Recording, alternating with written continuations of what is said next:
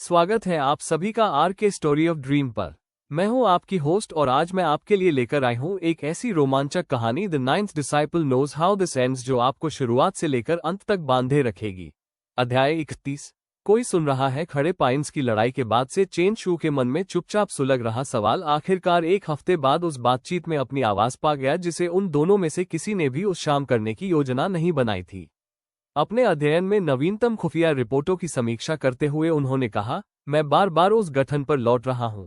Desk पर मानचित्रों और लीडरों का परिचित कचरा अपनी यूजुअल जानबूझकर की गई अव्यवस्था में फैला हुआ था।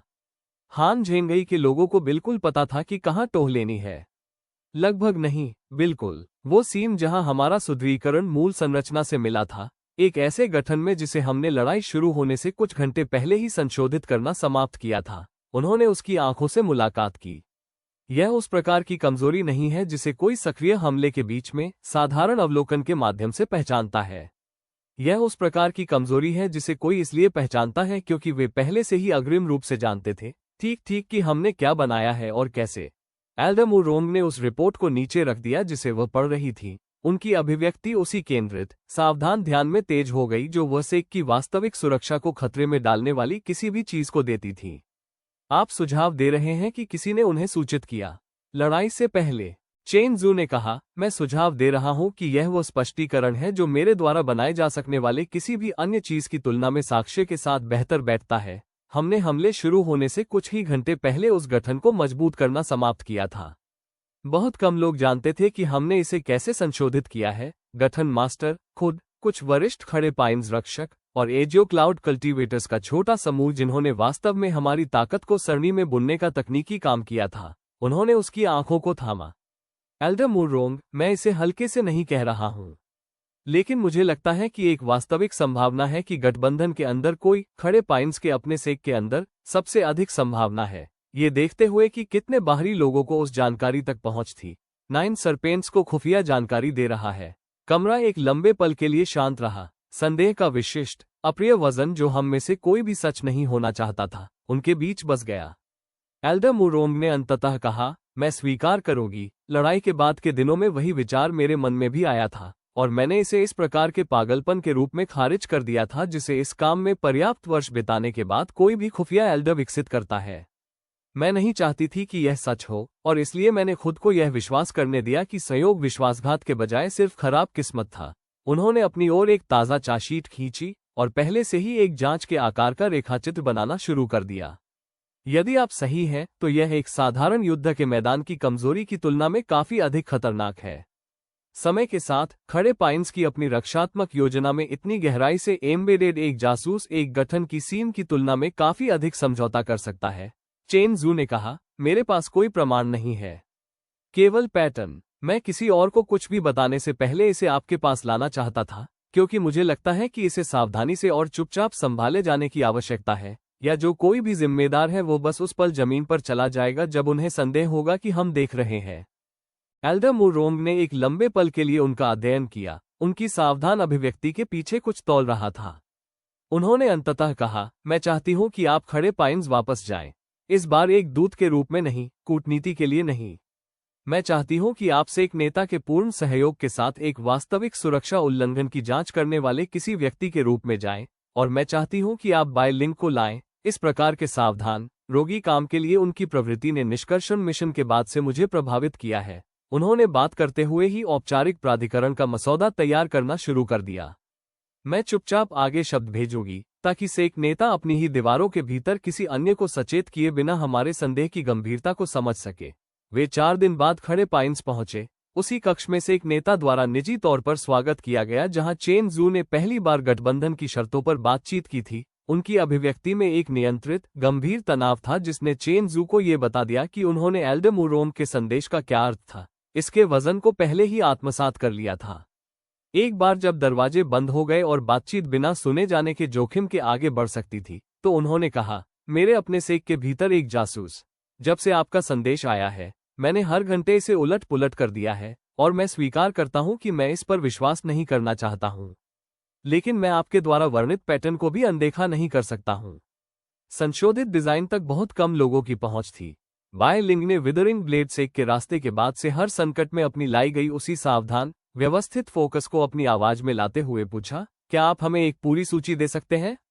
हर कोई जिसकी पहुंच थी, हालांकि परिधीय गठन के तकनीकी विवरणों के लिए सेक नेता ने सूची प्रदान की, और एक बार पूरी तरह से इकट्ठे होने के बाद ये चेन जू के डर की तुलना में काफी छोटी साबित हुई। कुल 11 नाम, जिनमें खुद वह, गठन मास्टर, सुदृढ़ीकरण में सहायता करने वाले 3 वरिष्ठ रक्षक और कुछ जूनियर शिष्य शामिल थे जिन्होंने तैयारी के दौरान संदेश या आपूर्ति ले रखी थी।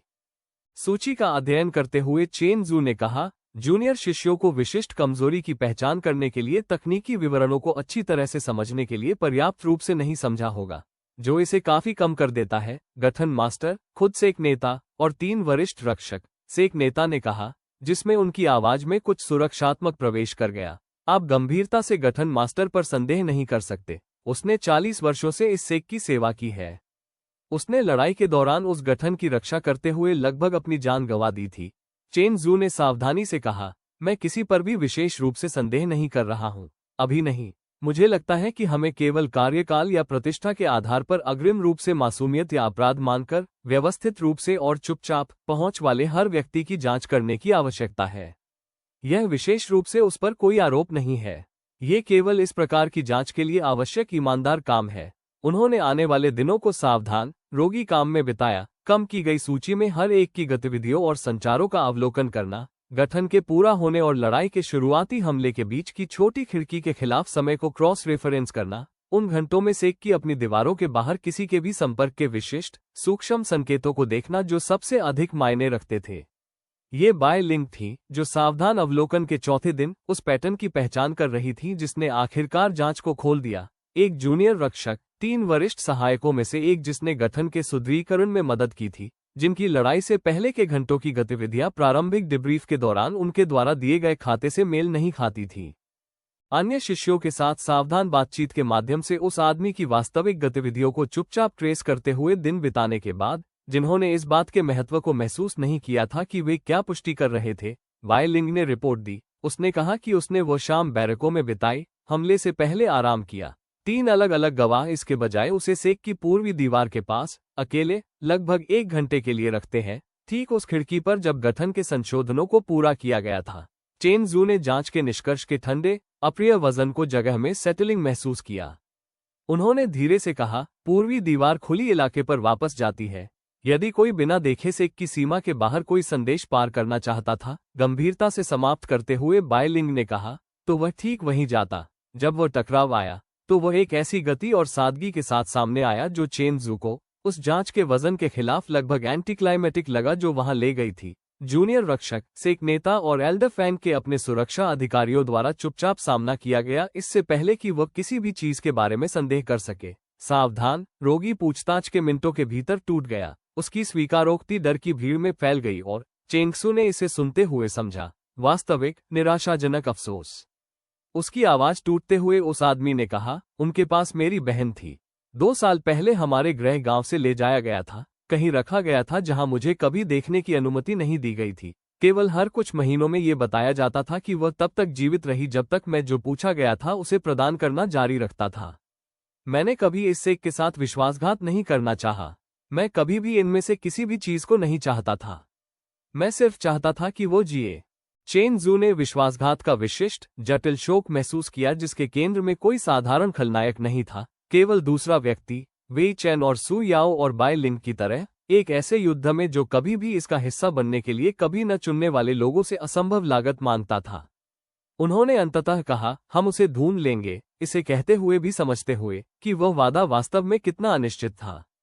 मैं यह वादा नहीं कर सकता कि यह आपके लिए यहाँ क्या होता है, जो आपने पहले ही उन्हें दिया है। लेकिन मैं आपसे वादा करता हूं कि यह सेक आपकी बहन को खोजने और उसे घर लाने के लिए वास्तविक रूप से कोशिश करेगा, बजाय इसके कि आपको केवल एक दुश्मन के रूप में माना जाए और आपके हाथ को मजबूर करने के लिए जो किया गया था उसकी लागत को छोड़ दिया जाए। उस आदमी की संयमता पूरी तरह से टूट गई और चेन जू ने उसे देखते हुए समझा कि इस सेक ने अंततः जो भी न्याय तय किया, उस पूरी स्थिति की सच्ची क्रूरता हमेशा की तरह उस व्यक्ति की थी जिसने 3 प्रांत दूर एक रोगी, गणना की गई शक्ति के स्थान से इसका आयोजन किया था। किसी और की निराशाजनक प्रेम से बने विश्वासघात के मलबे के बीच खड़े होकर उन्होंने सोचा, गु यान ने सिर्फ हमारे गठन का अध्ययन नहीं किया, उसने हमारा अध्ययन किया। हर सीम, हर कमजोरी, हर व्यक्ति जिसे वो एक लीवर में बदल सकता था। ये युद्ध केवल सैनिकों और दीवारों के बारे में नहीं है, यह इस बारे में है कि वह अपनी इच्छा के अनुसार चीजों को प्राप्त करने के लिए, कभी भी इसका हिस्सा बनने के लिए, कभी न कहने वाले लोगों के जीवन में कितनी दूर तक पहुंचने के लिए तैयार है। अध्याय 32 शोक में दिया गया एक वादा। विश्वासघाती के साथ क्या किया जाए। एक युवा रक्षक जिसका नाम काओ रुई था, चेन शू को पता चला एक बार जब स्वीकारोक्ति कुछ ऐसी हो गई जिस पर परिषद वास्तव में चर्चा कर सकती थी। इस बहस ने 2 कठिन दिनों का अधिकांश हिस्सा ले लिया और चेन शू ने खुद को एक से अधिक बार ऐसे पदों के बीच फंसा हुआ पाया जिन्हें वो पूरी तरह से समझ गए थे और पूरी तरह से समेट नहीं सके थे। खड़े पाइन्स के से एक नेता ने अपनी आवाज में एक ऐसे व्यक्ति का विशेष शोक व्यक्त करते हुए कहा, उसने ऐसी खुफिया जानकारी दी जिससे जाने गई, जिस भी जबरदस्ती ने उसके हाथ को मजबूर किया, वो उन मौतों को पूर्ववत नहीं करती है जो इसके परिणामस्वरूप हुई। इस सेक में मेरे पास ऐसे परिवार हैं जिन्होंने रक्षकों को दफनाया क्योंकि हान झेंगई के बलों को ठीक ठीक पता था कि कहाँ हमला करना है। चेन जू ने कहा, मैं ये समझता हूँ और मुझे नहीं लगता कि इस कमरे में कोई भी यह बहस कर रहा है कि उसके कार्यों की कोई कीमत नहीं थी। लेकिन मुझे लगता है कि एक ऐसे व्यक्ति के बीच अंतर है जो लाभ के लिए खुफिया जानकारी बेचता है और एक ऐसे व्यक्ति के बीच जिसकी बहन को विशेष रूप से उसके हाथ को मजबूर करने के लिए लिया गया था। एक ऐसा अंतर जो मायने रखता है। मुझे लगता है कि न्याय यहाँ वास्तव में कैसा दिखता है। यदि यह केवल इस युद्ध की एक और लागत होने के बजाय न्याय होने जा रहा है जिसे किसी ऐसे व्यक्ति को पास कर दिया गया है जिसके पास इस मामले में कभी कोई वास्तविक विकल्प नहीं था। एल्डर फैंग ने पूछा, इसके बजाय आप हमसे क्या करवाना चाहते हैं? अशिष्टता से नहीं। हालांकि उनकी टोन में एक ऐसे व्यक्ति का वजन था जिसने ठीक इसी प्रकार के असंभव कॉल करने में 30 वर्षों का समय बिताया था। उसे पूरी तरह से माफ कर दें और हर भविष्य के मजबूर शिष्य के यह विश्वास करने का जोखिम उठाएं कि विश्वासघात का कोई परिणाम नहीं होता है जब तक कि बहाना काफी सहानुभूतिपूर्ण हो। चेन जू ने सवाल को सावधानी से उलट पुलट किया, इसके वास्तविक वजन को समझते हुए, दया के प्रति अपनी खुद की प्रवृत्ति को एल्डर फैंग द्वारा नामित वास्तविक खतरे से अंधा होने से इनकार करते हुए। उन्होंने अंततः कहा, नहीं, मुझे नहीं लगता कि पूर्ण क्षमा सही उत्तर है और मुझे नहीं लगता कि यह उन लोगों के लिए उचित है जो इस बात के कारण मर गए कि उसने क्या पास किया। लेकिन मुझे लगता है कि वास्तविक जबरदस्ती का हिसाब देने वाली सजा और उसके साथ किसी ऐसे व्यक्ति की तरह व्यवहार करने वाली सजा के बीच अंतर है जिसने लाभ या विचारधारा के लिए स्वेच्छा से इस सेक के साथ विश्वासघात किया। उन्होंने कमरे के चारों ओर देखा। मैं इसका प्रस्ताव रखूंगा, औपचारिक परिणाम, वास्तविक और स्थायी, इस परिषद द्वारा आवश्यक समझे जाने वाले समय के लिए किसी भी विश्वास या पहुंच के पद से हटा दिया गया, लेकिन निष्पादित नहीं, और उस बहन का त्याग नहीं जिसे वह बचाने की कोशिश कर रहा था, हालांकि गलत तरीके से। मुझे लगता है कि गु यान ने इस पूरे स्थिति का निर्माण विशेष रूप से हमें उस प्रकार की कठोर, क्षमा न करने वाली प्रतिक्रिया में मजबूर करने के लिए किया है जो भविष्य के मजबूर शिष्यों को यह विश्वास दिलाती है कि दबाव में की गई गलती से वापस आने का कोई रास्ता नहीं है। मैं उसे वो जीत नहीं देना चाहता हूं जो उसने पहले ही हमसे ले ली है।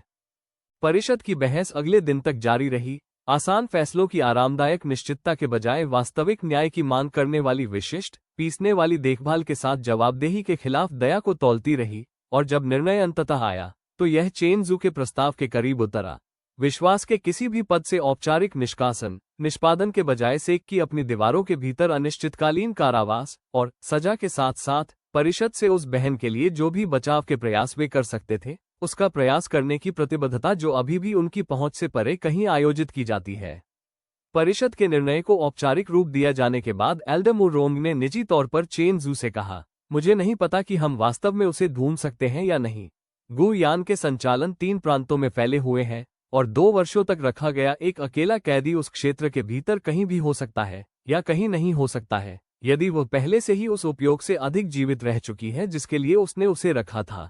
चेन जू ने कहा, मैं जानता हूं, मुझे अभी भी लगता है कि हमें कोशिश करनी होगी।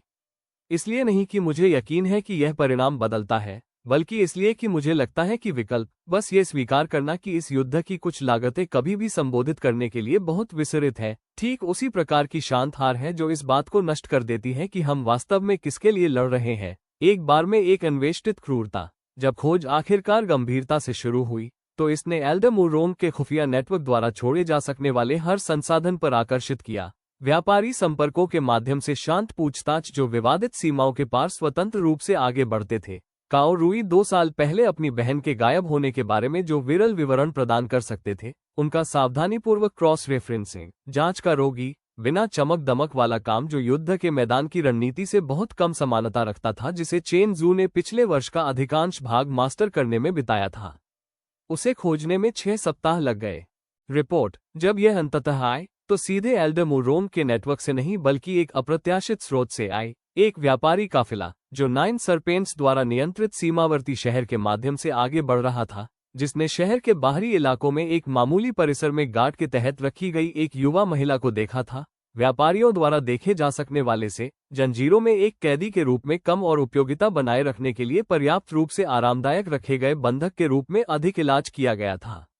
गु यान जबरदस्ती का उपयोग कैसे करता है, इसके बारे में हम जो कुछ भी जानते हैं उसके साथ यह सुसंगत है। एल्डर मुरोंग ने चेन जू और प्रतिक्रिया की योजना बनाने के लिए इकट्ठा होने वाली छोटी टीम के लिए रिपोर्ट को रखते हुए कहा, इसे प्रभावी बनाने के लिए उसे अपनी लीवरेज के साथ क्रूर व्यवहार करने की आवश्यकता नहीं है।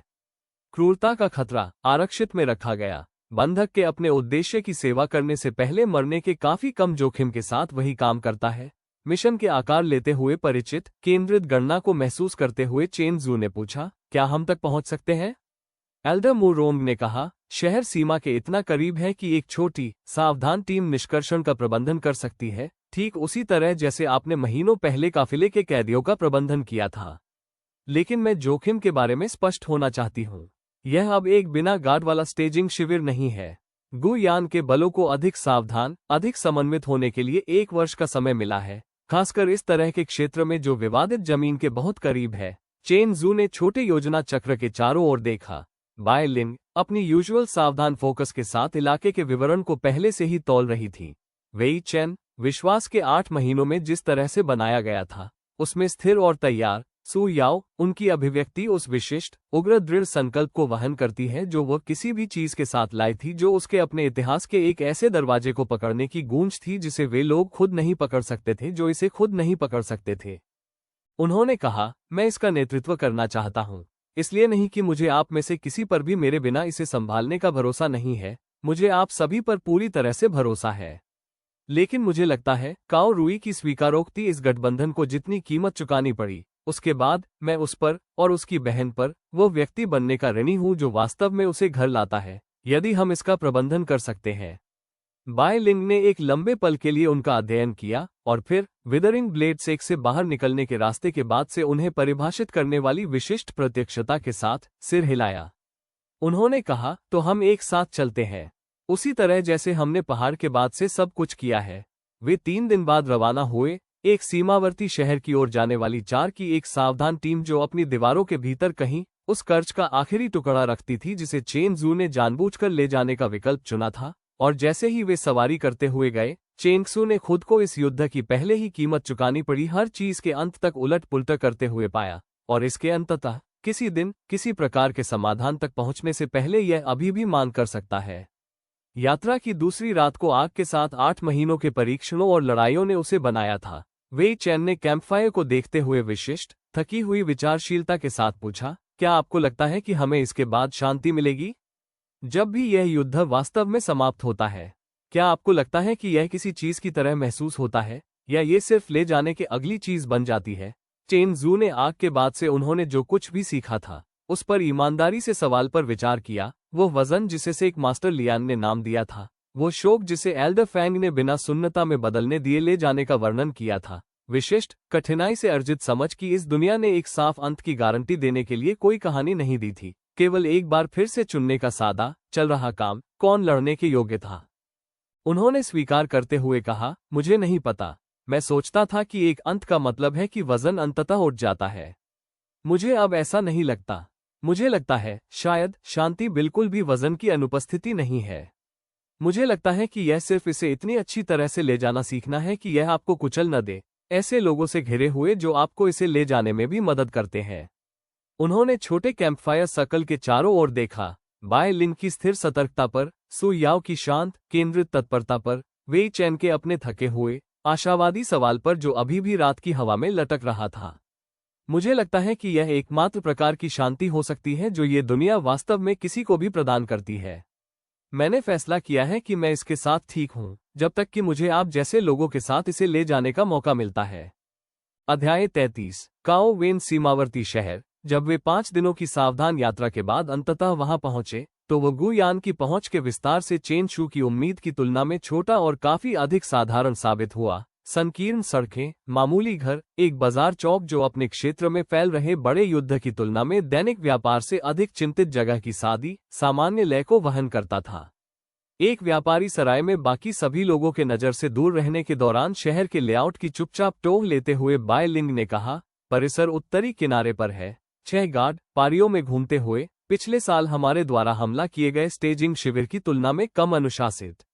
यह कोई रणनीतिक सैन्य स्थिति नहीं है, ये सिर्फ किसी को चुप और नज़र से दूर रखने की जगह है, सु याओ ने कहा, जिसका मतलब है कि यदि हम सावधान रहें तो कम प्रतिरोध होगा, लेकिन कम पूर्वानुमेयता भी होगी। सैनिक पैटर्न का पालन करते हैं। एक उबाऊ, कम दांव वाले पद को धारण करने वाले साधारण गार्ड ऐसा नहीं कर सकते हैं। चेन शू ने परिसर की लय का निरीक्षण करने में 2 और दिन बिताए, इससे पहले कि उन्होंने योजना बनाने के लिए पैटर्न को काफी विश्वसनीय माना। एक कम दीवार के पीछे एक मामूली घर, इतनी ढीले ढंग से गार्ड किया गया कि बायलिन की सावधान टोह ने सुझाव दिया कि बड़ा जोखिम भारी बल में नहीं बल्कि एक अप्रत्याशित गवाह के सरल दुर्भाग्य में था जो उनके निष्कर्षण को पूरा करने से पहले अलार्म बजा रहा था। जब उन्होंने अंततः तीसरी रात को ऐसा किया, तो दृष्टिकोण चेनजू की उम्मीद से अधिक सुचारू रूप से चला। परिसर के गार्ड ठीक उसी तरह से उबाऊ और असावधान थे जैसे 5 दिनों के अवलोकन ने सुझाव दिया था। एक ऐसी टीम को थोड़ा वास्तविक प्रतिरोध की पेशकश की जिसने अब तक इस एक की तुलना में काफी अधिक खतरनाक परिस्थितियों के माध्यम से शांत घुसपैठ की कला को परिष्कृत किया था। उन्होंने काओ वेन को परिसर की दूसरी मंजिल पर एक मामूली, आराम से सुसज्जित कमरे में पाया। जंजीर नहीं, स्पष्ट रूप से दुर्व्यवहार नहीं किया गया, बल्कि जब दरवाजा बिना चेतावनी के खुला तो उनकी अभिव्यक्ति की विशिष्ट सतर्कता में किसी और के उत्तोलन के रूप में बिताए गए 2 वर्षों के अचूक निशान थे, जो एक दिन से दूसरे दिन तक ये कभी पूरी तरह से निश्चित नहीं थे कि क्या आराम बिना चेतावनी के क्रूरता में बदल सकता है। कमरे की दूर की दीवार की ओर पीछे हटते हुए उन्होंने कहा, तुम कौन हो? उनकी आवाज एक नियंत्रित, सावधान डर को वहन करती है जिसने चेन जू को बताया कि उन्होंने 2 वर्षों में सीख लिया था कि अपरिचित चेहरे कितने खतरनाक हो सकते हैं। उन्होंने अपनी आवाज को कम और स्थिर रखते हुए, हाथों को दृश्यमान रखते हुए कहा, मेरा नाम लिन फैंग है। 1 साल और 1 जीवन पहले तहखाने के दरवाजे पर सु याओ के साथ उन्होंने जिस तरह का सावधान दृष्टिकोण इस्तेमाल किया था, वही आपका भाई काओ रुई है। वो खड़े पाइन सेक में जीवित है और सुरक्षित है। उसने हमें आपको घर लाने के लिए कहा है। उनके भाई के नाम पर उनके सावधानी से नियंत्रित डर में कुछ स्पष्ट रूप से टूट गया। तत्काल विश्वास नहीं, बल्कि किसी ऐसे व्यक्ति की विशिष्ट, नाजुक उम्मीद जिसने 2 वर्षों से यह आश्चर्य करने में बिताया था कि क्या जिस व्यक्ति से वो सबसे अधिक प्यार करती थी, वो अभी भी याद करता है कि वह मौजूद थी। मुश्किल से सुनाई देते हुए उन्होंने कहा, वह जीवित है। उन्होंने मुझे बताया। उन्होंने कहा कि यदि उसने कभी सहयोग करना बंद कर दिया। चेन जू ने धीरे से कहा, उसने बंद नहीं किया। उसने 2 साल तक सहयोग किया क्योंकि वह आपसे इतना प्यार करता था कि उसने एक ऐसा वजन उठाया जिसके बारे में मुझे नहीं लगता कि हम में से कोई भी पूरी तरह से कल्पना कर सकता है। इसकी कीमत उसे चुकानी पड़ी, उन तरीकों से जिन्हें अभी भी छांटा जा रहा है। लेकिन वो जीवित है और वो सुरक्षित है, और उसने इसके अलावा किसी भी चीज की मांग नहीं की कि हम आपको उसके पास घर लाने की कोशिश करें। काओ वेन की संयमता आखिरकार और पूरी तरह से टूट गई। 2 साल के सावधान, पहरेदार डर की विशिष्ट रिहाई को आखिरकार कुछ और बनने की अनुमति दी गई। शोक, राहत, अविश्वास, सभी एक साथ इस तरह से उलझ गए कि किसी और स्पष्टीकरण की आवश्यकता नहीं थी।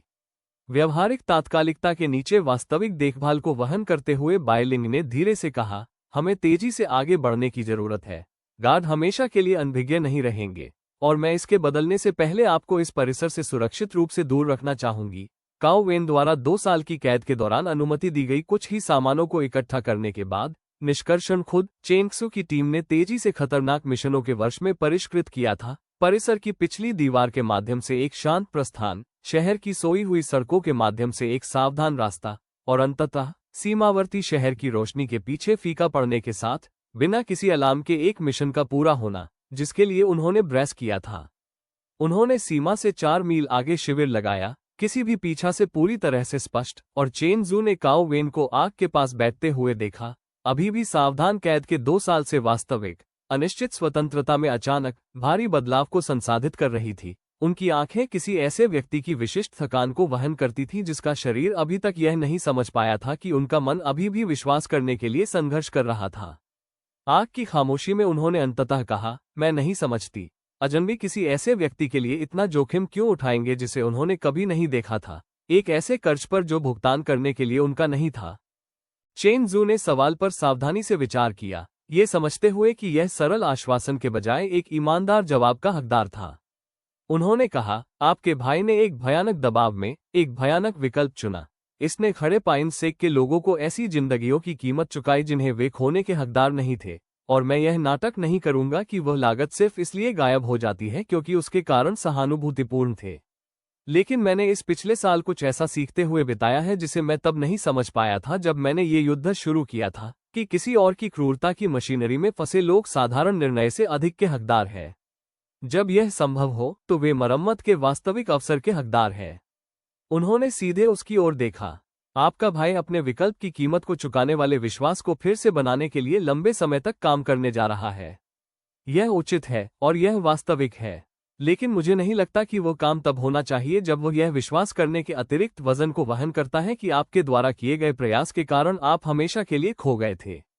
मुझे लगता है कि वह ये जानने के अवसर के हकदार हैं कि उनके बलिदान का वास्तव में कुछ अर्थ था, भले ही वो इसके लिए अभी भी भुगतान कर रहे हैं। काओ वेन आग को देखते हुए एक लंबे पल के लिए चुप रही, और जब उसने आखिरकार फिर से बात की तो उसकी आवाज ने उस डर से अधिक स्थिर कुछ वहन किया जिसने परिसर के बाद से उसे चिन्हित किया था। उन्होंने साधारण रूप से कहा, धन्यवाद, उन्हें उससे अधिक के रूप में देखने के लिए जो उन्होंने दबाव में किया था। मुझे नहीं लगता कि अधिकांश लोग करते, चेन जू ने चुपचाप कहा। अधिकांश लोगों ने पिछले साल ये सीखने में नहीं बिताया है कि यह युद्ध उन लोगों के लिए कितनी कीमत चुकाता है जिन्होंने कभी इसका हिस्सा बनने के लिए नहीं चुना था। मैंने किया है। मुझे नहीं लगता कि मैं कोई दूसरा विकल्प चुन सकता था। एक बार जब मैं समझ गया कि आपके भाई की कहानी वास्तव में क्या थी। वे 6 दिन बाद खड़े पाइन सेक पहुंचे, और चेन जू ने सम्मानजनक दूरी पर खड़े होकर देखा, क्योंकि काओ रूई अभी भी परिषद के औपचारिक निर्णय के तहत सीमित, लेकिन सावधान गार्ड के तहत इस एक यात्रा को प्राप्त करने की अनुमति दी, ने 2 साल में पहली बार अपनी बहन को देखा और पूरी तरह से टूट गया। एक ऐसे कर्ज का विशिष्ट भारी शोक और राहत जिसे उसने अकेले उठाया था आखिरकार असंभव रूप से हल हो गया। उसे पकड़ते हुए 2 साल के संचित डर के साथ कच्ची आवाज में उन्होंने कहा, मैंने कोशिश करना कभी बंद नहीं किया। मैंने यह विश्वास करना कभी बंद नहीं किया कि वे अपने शब्द रखेंगे, तब भी जब मैं इस सेक को चुकाने वाली लागत के लिए खुद से नफरत करता था। उसी दृढ़ता से उसे पकड़ते हुए काओ वेन ने कहा, मैं जानती हूँ रूई, मैं जानती हूँ। मैं यहाँ हूँ, हम दोनों यहाँ हैं। चेन जू ने दूर से पुनर्मिलन को देखा जिसे उन्होंने ले जाने का विकल्प चुना था, उस कर्ज की विशिष्ट जटिल संतुष्टि को महसूस किया जो आखिरकार वास्तविक रूप से तय हो गया था। काओ रूई के विश्वासघात ने खड़े पाइन्स पर जो लागत लगाई थी उसे मिटाया नहीं, इसके परिणामस्वरूप होने वाली मौतों को पूर्ववत नहीं किया, लेकिन कम से कम उस प्रकार की मरम्मत की पेशकश की जो ये युद्ध शायद ही कभी किसी को भी आगे बढ़ाने का मौका देता है। बाय लिंग ने उसे वहां देखते हुए पाया और अपने यूजुअल शांत स्थिर उपस्थिति के साथ उसके बगल में बस गई। उन्होंने कहा, आपने अच्छा किया उन्हें घर लाना। चेन जू ने कहा, मैंने उसे वह कर्ज चुकाया, एक ऐसे विश्वासघात के लिए जिसकी कीमत अभी भी ऐसी जिंदगियां चुकानी पड़ी जिन्हें मैं वापस नहीं ला सकता। मुझे नहीं लगता कि यह ईमानदारी से किसी भी चीज को संतुलित करता है। मैं सिर्फ जानता हूं कि मैं इसे बिना संबोधित किए जाने नहीं दे सकता था और फिर भी खुद को किसी ऐसे व्यक्ति के रूप में नहीं बुला सकता था जिस पर इस युद्ध को जारी रखने के लिए मुझ पर भरोसा करने लायक वजन हो। वाई लिंग ने एक लंबे पल के लिए उसका अध्ययन किया, उसकी अभिव्यक्ति में कुछ गर्म और स्थिर था। उन्होंने अंततः कहा, मुझे लगता है इस गठबंधन के लोग आप पर उसी तरह भरोसा करते हैं जैसे वे करते हैं। इसलिए नहीं कि आप हमेशा आरामदायक जवाब चुनते हैं, क्योंकि आप ईमानदार जवाब चुनते हैं, तब भी जब इसे देखने के लिए आपको कुछ कीमत चुकानी पड़ती है। वे एक साथ खड़े रहे, दूर में पुनर्मिलन को जारी रखते हुए देखते हुए, और चेन जू ने खुद को हफ्तों में पहली बार रणनीतिक लाभ के लिए नहीं बल्कि केवल इसलिए कि यह करने के लिए सही बात थी, एक मिशन के पूरा होने की छोटी कठिनाई से अर्जित राहत की अनुमति दी। अध्याय 34। अगली चाल वे काओ वेन के बचाव की शांत संतुष्टि को एक ऐसे युद्ध से एक संक्षिप्त और नाजुक राहत महसूस करने के लिए एजियो क्लाउड से लौटे जिसने इसकी अनुमति देने के लिए विराम नहीं दिया था। और एल्डर को ऐसी खबर के साथ इंतजार करते हुए पाया। चेन जू द्वारा बचाव की पूरी रिपोर्ट दिए जाने के बाद और परिचित युद्ध कक्ष में परिषद के फिर से इकट्ठा होने के बाद उन्होंने कहा, गु यान 2 महीने से शांत है। मैंने आपसे स्टैंडिंग पाइंस के बाद कहा था कि मेरा मानना है कि यह सन्नाटा पीछे हटने के बजाय तैयारी का प्रतिनिधित्व करता है। अब मेरा मानना है कि हमारे पास इस बात की पुष्टि है कि वह वास्तव में किसकी तैयारी कर रहा है। उन्होंने उसी सावधान, व्यवस्थित सटीकता के साथ नई खुफिया जानकारी को सामने रखा जो वह हर चीज के साथ लाती थी। व्यापारी संपर्कों से हफ्तों से एकत्र की गई रिपोर्टें, शरणार्थी खाते और युद्ध के पिछले वर्ष के दौरान काफी अधिक परिष्कृत हो चुके खुफिया नेटवर्क का रोगी, दर्दनाक काम। एक बार पूरी तरह से इकट्ठे होने के बाद उनके द्वारा चित्रित तस्वीर चेन जू द्वारा तैयार की गई किसी भी चीज की तुलना में काफी अधिक खतरनाक थी। एल्डर मुरोंग ने कहा, वो किसी अन्य परीक्षण की योजना नहीं बना रहा है। वो एक एकल, निर्णायक अभियान के लिए समेकित कर रहा है, खड़े पाइन्स के सेक, फॉलिंग रेन के सेक और एजियो क्लाउड सेक पर एक साथ हमला, लेकिन इस बार समन्वित, बिखरा हुआ नहीं। मेरे विश्लेषक लगभग 20,000 सैनिकों के संयुक्त बल का अनुमान लगाते हैं, जो 3 अलग अलग प्रोबिंग हमलों के बजाय एक एकल, एकीकृत अभियान के रूप में आगे बढ़ रहे हैं। उन्होंने एकत्रित परिषद की आंखों से मुलाकात की। यह अब और टोह नहीं है।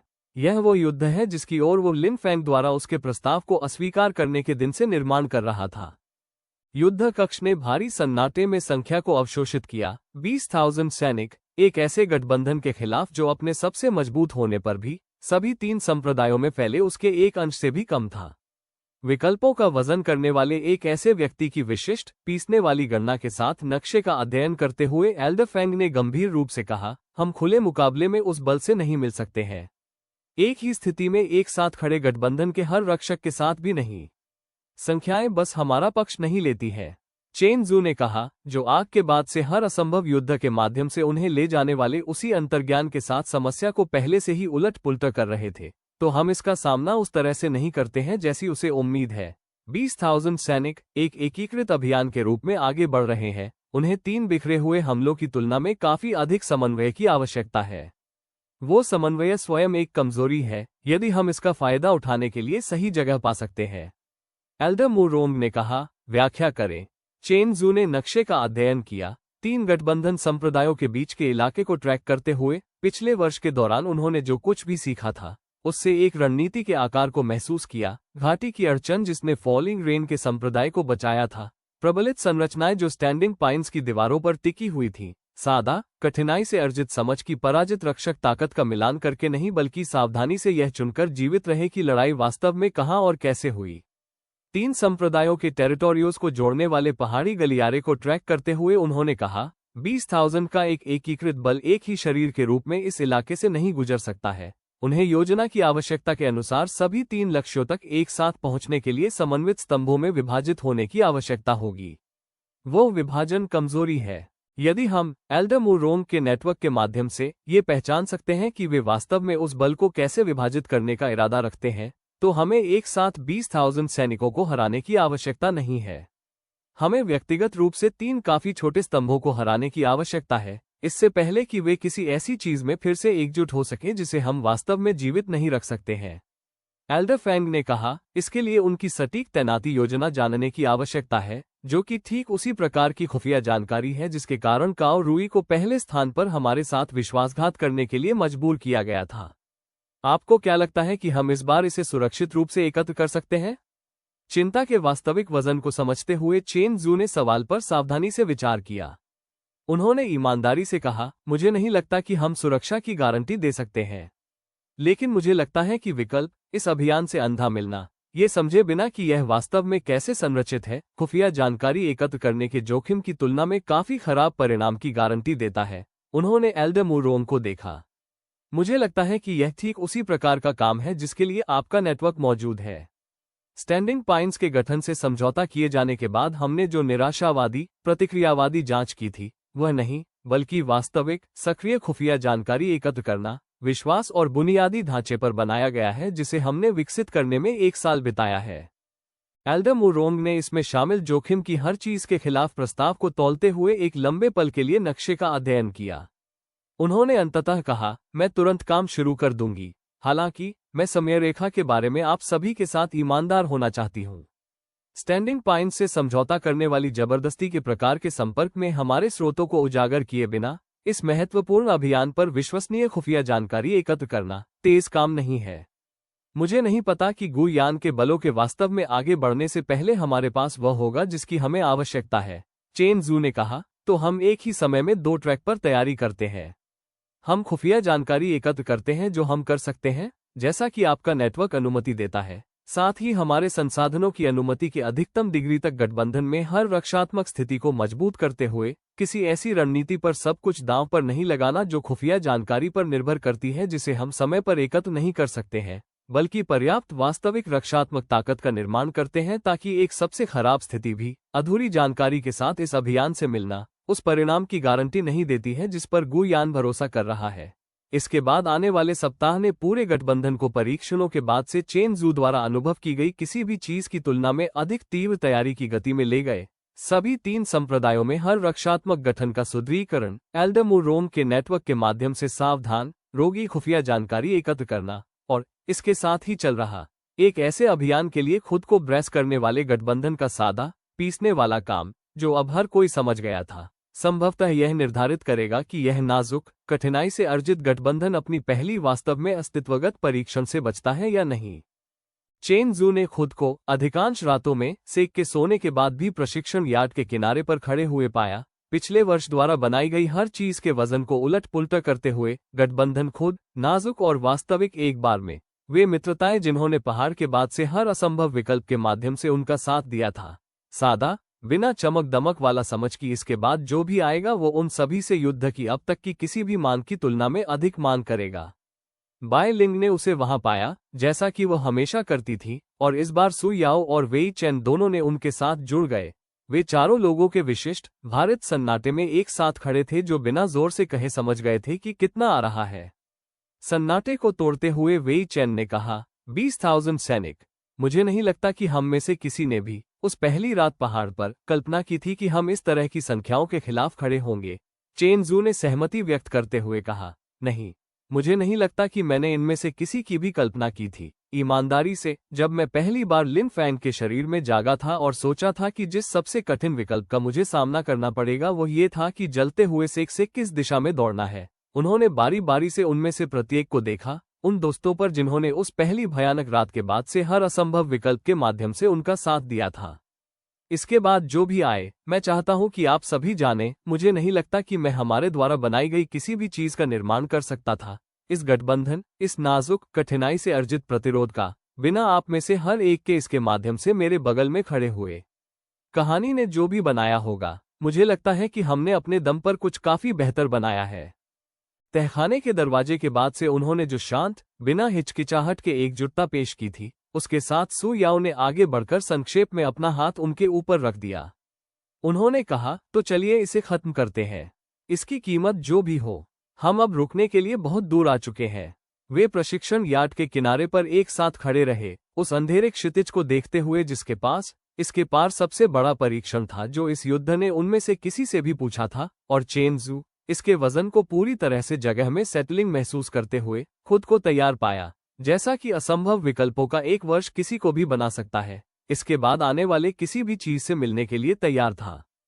अध्याय 35 नेटवर्क को क्या मिला। गठबंधन की उन्मत्त तैयारी के 6 सप्ताह बाद जब खुफिया जानकारी आखिरकार पहुंची, तो वो किसी एक निर्णायक स्रोत से नहीं बल्कि दर्जनों छोटे अंशों के धीरे धीरे रोगी संचय से आए असामान्य आपूर्ति आंदोलनों का एक व्यापारी का खाता, एक डिसेस्परेट सीमा पार करने के दौरान एक झलक देखे गए सैनिक शिविरों का एक शरणार्थी का विवरण, एक संपर्क द्वारा तस्करी करके निकाला गया एक कोडित संदेश जिसे एल्डमुरोंग ने 1 वर्ष से अधिक समय से 9 सरपेंस क्षेत्र के भीतर खेती की थी, जिसकी पहचान की वह इतनी सावधानी से रक्षा करती थी कि चेन जू को कभी भी इस बात की मामूली रूप से भी रूपरेखा नहीं दी गई थी कि वे वास्तव में कौन थे। एल्डमुरोंग ने एकत्रित परिषद को बताते हुए, जिस साक्ष्य पर वह भरोसा करती थी लेकिन पूरी तरह से सत्यापित नहीं कर सकती थी, उसे प्रस्तुत करने की विशिष्ट सावधानी के साथ एकत्रित चित्र को सामने रखते हुए कहा, ये पूरा नहीं है, लेकिन मेरा मानना है कि हमारे पास ये तय करने के लिए पर्याप्त है कि गुयान इस अभियान को कैसे संरचित करने का इरादा रखता है। उसने मानचित्र पर 3 अलग अलग दृष्टिकोण मार्गों को ट्रैक किया, जिनमें से प्रत्येक को अनुमानित सैनिक संख्याओं के साथ चिन्हित किया गया था जो उन्होंने पहले काम की गई किसी भी चीज की तुलना में काफी अधिक विशिष्ट थी। फॉलिंग रेन के संप्रदाय की ओर 7,000 सैनिक पहले की तरह ही घाटी के गलियारे से गुजरते हुए, लेकिन इस बार पिछली बार आयोजित होने वाली रक्षात्मक रणनीति का मुकाबला करने के लिए विशेष रूप से डिजाइन किए गए घेराबंदी उपकरणों के साथ प्रबलित खड़े पाइन्स की ओर 6,000 पहले हमले की तरह खुले मैदान से दृष्टिकोण, लेकिन अब शुरुआती परीक्षण लहर की तुलना में काफी बड़े, अधिक अनुशासित बल के साथ समन्वित। और हमारी अपनी दक्षिणी सीमा की ओर 7,000 सबसे बड़ा एकल स्तंभ, जो मेरे स्रोतों का सुझाव है कि अभियान का प्राथमिक हमला होने का इरादा है, कोई मोड़ नहीं, बल्कि वास्तविक बिंदु जहां गुयान गठबंधन की सबसे मजबूत बचाव स्थिति को तोड़ने का इरादा रखता है, यह विश्वास करते हुए कि इसके पतन से गठबंधन का आत्मविश्वास पूरी तरह से ढह जाएगा। चेन जू ने मानचित्र का अध्ययन किया, अभियान के आकार को किसी ऐसी चीज में बदलते हुए महसूस किया जिसकी वह वास्तव में योजना बना सकते थे। अमूर्त, भारी 20,000 जो तैयारी के पिछले 6 हफ्तों से प्रेतवाधित कर रहे थे, लेकिन 3 विशिष्ट, व्यक्तिगत रूप से संबोधित करने योग्य खतरे, जिनमें से प्रत्येक अपनी विशेष कमजोरी को वहन करता था। उन्होंने धीरे से कहा, फॉलिंग रेन के संप्रदाय का स्तंभ व्यक्तिगत रूप से सबसे खतरनाक है, क्योंकि वे पहले ही उस रणनीति का मुकाबला करने के लिए अनुकूलित हो चुके हैं जिसने उन्हें एक बार बचाया था। यदि उन्होंने विशेष रूप से तैयार घाटी के पतन का मुकाबला करने के लिए डिजाइन किए गए घेराबंदी उपकरण लाए हैं, तो हम दूसरी बार काम करने वाली उसी रणनीति पर भरोसा नहीं कर सकते हैं। एल्डर फैंग ने कहा, सेक मास्टर लियान के बलों के पास अतिरिक्त बचाव तैयार करने के लिए 1 साल का समय रहा है, लेकिन उनकी सीधा रणनीति के खिलाफ प्रबलित 7,000 सैनिक उनके द्वारा पहले जीवित रहने की तुलना में काफी कठिन लड़ाई है। चेन जू ने कहा, तो हम उस मोर्चे को अकेले पकड़ने के लिए नहीं छोड़ सकते हैं। उस तरह से नहीं जिस तरह हमने स्टैंडिंग पाइन्स के साथ किया था, जब एक छोटा, अधिक नाजुक गठबंधन हमें इस बारे में एक असंभव विकल्प में मजबूर कर दिया था कि अपनी ताकत कहां प्रतिबद्ध करनी है। इस बार मुझे लगता है कि हमें वास्तव में एक साथ सभी 3 मोर्चों को समन्वित करने की आवश्यकता है, ये चुनना नहीं कि कौन सा सेक सबसे अधिक मायने रखता है, बल्कि पूर्ण गठबंधन द्वारा वास्तव में सामने लाए जाने वाले संसाधनों के साथ तीनों को पकड़ने का एक तरीका खोजना है। एल्डर मुरोंग ने कहा, हालांकि उनकी टोन ने बर्खास्तगी के बजाय विचार को व्यक्त किया, इसके लिए समन्वित रसद के एक ऐसे स्तर की आवश्यकता होती है जिसे इस गठबंधन ने कभी वास्तव में प्रयास नहीं किया है। वास्तव में अभियान सामने आने पर अग्रिम में निश्चित पदों पर बलों को प्रतिबद्ध करने के बजाय वास्तविक समय में 3 अलग अलग मोर्चों के बीच सुदृढ़ीकरण को स्थानांतरित करना। चेन जू ने कहा, जैसे जैसे उन्होंने बात की, रणनीति के आकार को बढ़ती स्पष्टता के साथ इकट्ठा करते हुए, मुझे लगता है कि हमें यही प्रयास करने की आवश्यकता है। एक केंद्रीय रिजर्व बल लड़ाई वास्तव में विकसित होने पर यह सुदृढ़ीकरण करने के लिए तैनात किया गया है कि कौन सा मोर्चा सबसे महत्वपूर्ण साबित होता है, बजाय इसके कि भविष्यवाणियों के आधार पर अग्रिम में हमारी ताकत को विभाजित किया जाए जो इस बात से मेल नहीं खा सकती है कि अभियान वास्तव में कैसे सामने आता है। हम अपनी खुद की तैयार रक्षा के साथ प्रत्येक मोर्चे को पकड़ते हैं, सुदृढ़ीकरण के बिना प्रारंभिक हमले से बचने के लिए पर्याप्त मजबूत, जबकि एक मोबाइल बल को ये टिप देने के लिए तैयार रखते हैं जहां भी लड़ाई सबसे कठिन साबित होती है। परिषद ने दिन के शेष भाग के माध्यम से प्रस्ताव पर बहस की, समन्वित, वास्तविक समय के सुदृढ़ीकरण की महत्वाकांक्षी जटिलता को एक ऐसे अभियान की सादी, पीसने वाली अनिश्चितता के खिलाफ तौला जो पिछले वर्ष के दौरान गठबंधन द्वारा बनाई गई हर बुनियादी ढांचे के टुकड़े का परीक्षण करेगा, और जब योजना अंततः उभरी, सावधानीपूर्वक, विवादास्पद चर्चा के घंटों के माध्यम से परिष्कृत हुई, तो इसने एक जटिलता को वहन किया जिसने चेन जू को ये समझने के लिए मजबूर किया, इसे अंतिम रूप लेते हुए देखना कि इस एकल अभियान को इसमें शामिल सभी लोगों से वास्तव में क्या पूछना होगा। इसके बाद आने वाले हफ्तों ने पिछले रक्षात्मक तैयारी की तुलना में एक अलग प्रकार की तीव्रता को आगे बढ़ाया, केवल दीवारों और संरचनाओं को मजबूत करना नहीं, बल्कि कुछ नहीं से उस वास्तविक समन्वित बुनियादी ढांचे का निर्माण करना जिसकी एक मोबाइल रिजर्व बल को आवश्यकता होगी। संचार नेटवर्क जो काफी दूरी पर वास्तविक समय की युद्ध के मैदान की जानकारी को रिले करने में सक्षम है। आपूर्ति लाइनें जो कम समय में संसाधनों को पुनर्निर्देशित करने के लिए पर्याप्त लचीली हैं, और इसके माध्यम से चलने वाली एक रिजर्व बल को प्रशिक्षित करने का सादा, बिना चमक दमक वाला काम जो वास्तव में मायने रखने के लिए काफी तेजी से आगे बढ़ने में सक्षम है। इस अवधि के दौरान चेंगसू ने खुद को प्रत्यक्ष मुकाबला प्रशिक्षण में कम समय बिताते हुए पाया और समन्वय के विशिष्ट, थका हुआ काम में अधिक समय बिताया। सभी 3 संप्रदायों के कमांडरों से मिलना, संचार प्रोटोकॉल को परिष्कृत करना, एल्डर मुरोंग और एल्डर फैंग के साथ लगातार आकस्मिकताओं के माध्यम से चलना जब तक कि योजना की संरचना अंततः वास्तविक युद्ध के मैदान की अराजकता के साथ संपर्क से बचने के लिए पर्याप्त ठोस महसूस नहीं हुई। एक शाम लालटेन की रोशनी से रसद गणना के एक और दौर की समीक्षा करते हुए उन्हें देखते हुए बायलिंग ने देखा, आप फिर से बदल गए हैं। पहाड़ से किंचुई तक का बदलाव नहीं, या कूटनीतिक सर्किट पर निश्चितता से निर्णय तक का बदलाव नहीं। कुछ शांत। आप अब ऐसे व्यक्ति बन गए हैं जो प्रणालियों में सोचते हैं, न कि केवल व्यक्तिगत लड़ाइयों में। गणना को नीचे रखते हुए चेन जू ने कहा, मुझे लगता है कि इस अभियान की वास्तव में यही मांग है। एक ऐसे दिमाग की विशिष्ट थकान को महसूस करना जिसने हफ्तों तक सावधान, एक साथ विचार में 3 अलग अलग युद्ध के मैदानों के मूल्य की आकस्मिकता को आयोजित किया था। एक अकेली लड़ाई, मैं समझता हूं कि कैसे लड़ना है। मैंने पिछले साल दर्दनाक तरीके से यह सीख लिया है। लेकिन ये 3 मोर्चे वास्तविक समय में समन्वित एक गठबंधन की पूरी उत्तरजीविता बुनियादी ढांचे पर निर्भर करती है जिसका कभी वास्तव में परीक्षण नहीं किया गया है। यह मुझसे किसी भी एकल लड़ाई की तुलना में कुछ अलग मान करता है। वाई लिंग ने पूछा, क्या आप इसके लिए तैयार हैं? चेन जू ने पिछले साल उन्हें सिखाई गई हर चीज से आकर्षित होकर ईमानदारी से सवाल पर विचार किया। वह वजन जिसे सेक मास्टर लियान ने नाम दिया था, वह शोक जिसे एल्डर फेंग ने बिना कैसिफाई करने दिए अपने साथ रखा था, विशिष्ट कठिनाई से अर्जित समझ की इस दुनिया में तत्परता का मतलब कभी भी डर की अनुपस्थिति नहीं था, केवल इसके बावजूद ईमानदारी से कार्य करने की क्षमता। उन्होंने अंततः कहा, मुझे नहीं पता कि मैं तैयार हूं या नहीं। मुझे नहीं लगता कि कोई भी कभी भी इस जैसी किसी चीज के लिए पूरी तरह से तैयार होता है। लेकिन मुझे लगता है कि मैंने पिछले साल ये सीख लिया है कि तत्परता कभी भी आवश्यकता नहीं थी, केवल लगातार चुनते रहने की इच्छा, सावधानी से और ईमानदारी से, तब भी जब परिणाम की गारंटी नहीं होती है। उन्होंने उसकी ओर देखा, उस स्थिर अडिग उपस्थिति पर जो आग के बाद से हर असंभव रात के माध्यम से उसे ले गई थी। मुझे लगता है कि हम में से कोई भी इस गठबंधन को वास्तव में यही पेशकश कर सकता है। निश्चितता नहीं, केवल इसके बाद आने वाले किसी भी चीज के लिए एक साथ लगातार प्रकट होने की इच्छा। बाय लिंग ने एक लंबे पल के लिए उसका अध्ययन किया, और फिर इस तरह के पलों के लिए उसके पास जो विशेष शांत गर्माहट थी, उसके साथ उसने साधारण रूप से कहा, तो हम एक साथ प्रकट होंगे, उसी तरह जैसे हम हमेशा से करते आए हैं। क्षितिज के पार कहीं, युद्ध कक्षों में जिन्हें चेन जू कभी नहीं देख पाएंगे, सैनिकों के 3 अलग अलग स्तंभों ने एक ऐसे अभियान के लिए अपनी अंतिम तैयारी शुरू कर दी जिसके बारे में गुयान का मानना था कि यह अंततः निर्णायक रूप से उस नाजुक गठबंधन को तोड़ देगा जिसके परीक्षण में उसकी रोगी क्रूरता ने 1 साल बिताया था। और एजियो क्लाउड सेक की अपनी दीवारों के भीतर कहीं, केवल ईमानदार विकल्पों और कठिनाई से अर्जित विश्वास से बने एक गठबंधन ने, इसके द्वारा बनाई गई हर चीज के साथ, उसे गलत साबित करने के लिए तैयारी की।